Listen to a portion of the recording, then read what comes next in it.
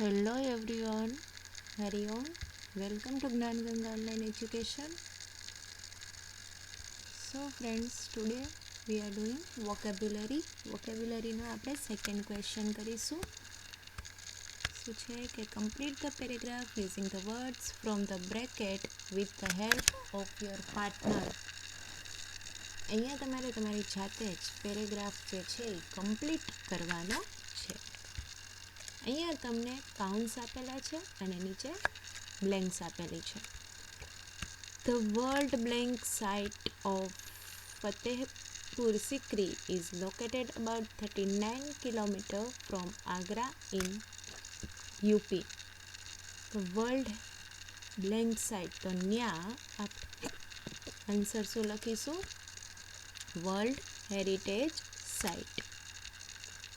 તો હું અહીંયા બ્લેન્કમાં નહીં લખું પણ ઉપર નંબર આપી દઈશ જેથી તમને ખબર પડે કે કયો આ જવાબ છે. આ છે ફર્સ્ટ બ્લેન્કનો answer. Next, The city is about 3 miles long and 1 mile wide. આ સિટી પહેલાં તો અહીંયા ફતેહપુર સિકરીની વાત કરેલી છે કે તે વર્લ્ડ હેરિટેજ સાઇટ છે યુપીમાં, આગ્રાને 39 કિલોમીટર લોકેટેડ છે, એટલે કે ત્યાં આવેલી છે. આ સિટી જે છે એ 3 માઇલ લાંબી અને 1 માઇલ પહોળી છે. Built with red Sikri stone, અને રેડ સિક્રી સ્ટોન દ્વારા બિલ્ટ કરવામાં આવેલી છે. The city is blank of Islamic and Hindu blank style. કે આ સિટી જે છે ને એ ઇસ્લામિક અને હિન્દુનું બ્લેન્ડ છે. શું છે? બ્લેન્ડ એટલે કે મિશ્રણ. તો સેકન્ડ બ્લેન્કમાં આવશે બ્લેન્ડ. આપણે લખીશું 2. Blend of Islamic and Hindu ornamental style. તો થર્ડ આપણો આન્સર થઈ જશે ઓર્નામેન્ટલ. ઓકે, તો આને આપણે આપી દઈશું નંબર 3. એની પછી વાંચીએ. The sandstone throughout the city has exquisite blank and interlaced decorative blank. કે ત્યાંના સેન્ડસ્ટોન જે છે એ એકદમ જ સરસ રીતે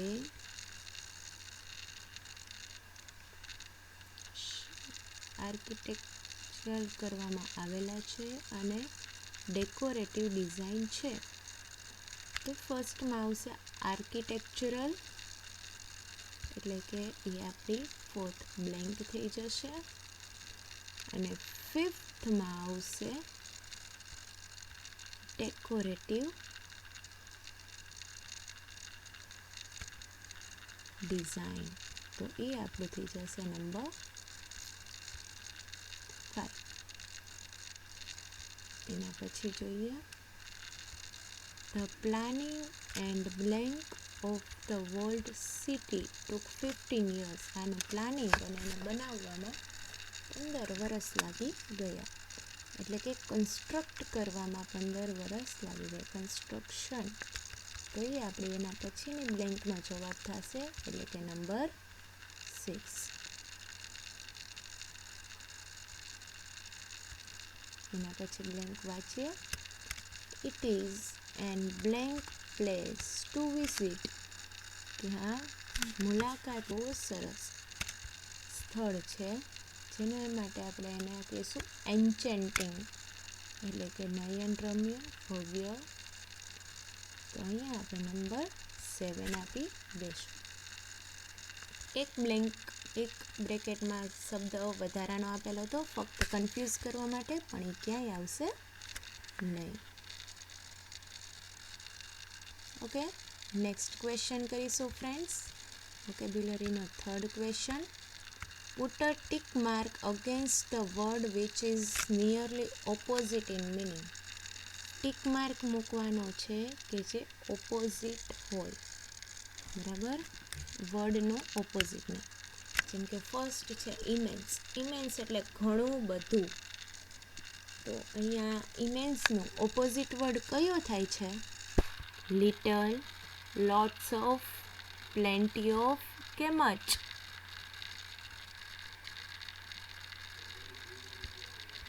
તો ફ્રેન્ડ્સ આનો વર્ડ થાય છે લિટલ. તો એને આપણે કરી દઈશું ટિક. લિટલ એટલે થોડુંક, ઇમેન્સ એટલે ઘણું બધું. ઓકે. નંબર 2, મેગ્નિફિશન્ટ. મેગ્નિફિશન્ટ એટલે ભવ્ય, સુંદર. તો જોવા જોઈએ એનો ઓપોઝિટ વર્ડ કયો આવશે? બેડ, બ્યુટીફુલ, અગલી કે હેપી? યસ, એનો ઓપોઝિટ વર્ડ થશે અગલી. તો આને આપણે ટીક પણ કરી શકીએ જેથી તમને ક્લિયર થાય જવાબ. Number 3, excellent. એક્સિલેન્ટ એટલે એકદમ જ પરફેક્ટ હોય ને, જે શ્રેષ્ઠ હોય ને એને એક્સિલેન્ટ કહેવાય. તેના માટે કયો વર્ડ યુઝ થાય? સ્કેરસિટી એટલે અછત, એક્સેપ્શન અપવાદરૂપ, કન્સિડર એટલે કોઈને આપણે કારણ આપવું, અને ઇમ્પરફેક્ટ એટલે ખામી ભરેલું. તો એક્સિલન્ટ માટે કયો શબ્દ આપણે કહીશું? યસ, ઇમ્પરફેક્ટ, ખામી ભરેલું.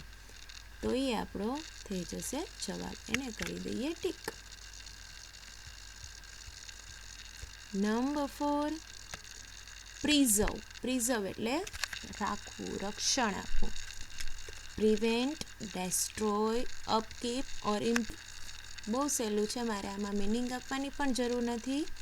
Yes, the answer is destroy. Destroy એટલે નાશ કરવું, ને પ્રિઝર્વ એટલે સંરક્ષણ કરવું. તો આનો જવાબ શું થઈ જશે? Destroy. Okay friends, that's it four today. અહીંયા તમારે બ્લેન્ક અને જે ઓપોઝિટ વર્ડ છે એ લખી લેવાના રહેશે તમારી બુકમાં. ફ્રેન્ડ્સ, અહીંયા તમને જે એક્ટિવિટી કરાવવામાં આવે છે, ગ્લોસરી છે કે પછી વોકેબ્યુલરી છે કે પ્રી ટાસ્ક છે, તો એમાંથી તમને એક વર્કશીટ બનાવીને આપવામાં આવશે, જે આમાં તમને કરાવવામાં આવેલું હશે. એના ઉપરથી જ હશે, ગ્રામરના કોઈ પોઈન્ટ છે કે એ તો પહેલેથી જ તમે બધા જ વિડીયો જોયા હશે, તો તમને વર્કશીટ ઇઝીલી સોલ્વ થઈ જશે. એટલે બધા જ વિડીયો તમે ધ્યાનથી જોજો. તેમાંથી તમને જે હોમવર્ક આપવામાં આવેલું હોય એ પણ ધ્યાનથી કરવાનું રહેશે, જેથી તમને વર્કશીટ પૂરવી સહેલી પડે. Okay friends, that's it four today. Thank you very much. Homework કરી તેનો ફોટો તમારી સ્કૂલના વોટ્સએપ પર મોકલી દેવાનો રહેશે. વિડીયો ગમ્યો હોય તો જરૂરથી તેને લાઈક કરજો. હરિઓમ ફ્રેન્ડ્સ.